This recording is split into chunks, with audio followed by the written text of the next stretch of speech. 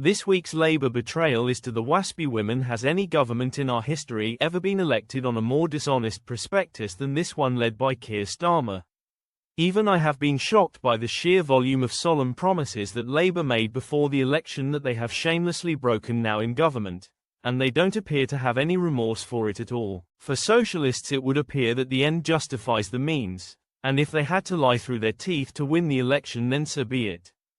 But it is doing huge damage to the political process, and it cannot be allowed to become the norm in British politics. This week's Labour betrayal is to the WASPy women. Time and again, Keir Starmer, Angela Rayner, Rachel Reeves, Liz Kendall and an army of Labour MPs stood with WASPy women campaigners to promise that if they won the election they would deliver, fair and far. Many of those WASPy women would have voted Labour based on those repeated promises. And yet this week the government announced it was reneging on that firm election promise.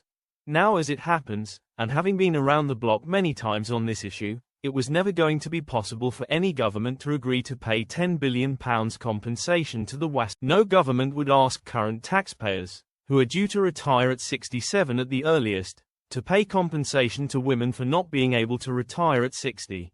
It was always a non-starter as far as I could see, and perhaps my honesty cost me votes at the election.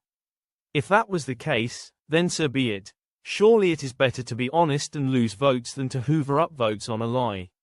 Of course these women are just the latest group to suffer from con artist Keir's. Other victims include pensioners with the scrapping of their winter fuel allowance, farmers and family businesses over inheritance tax, businesses and workers through the national insurance tax fibs, students over the promise to abolish tuition fees which have now been hiked up, and those of us who pay energy bills who were promised a cut of £300 only to see them go up.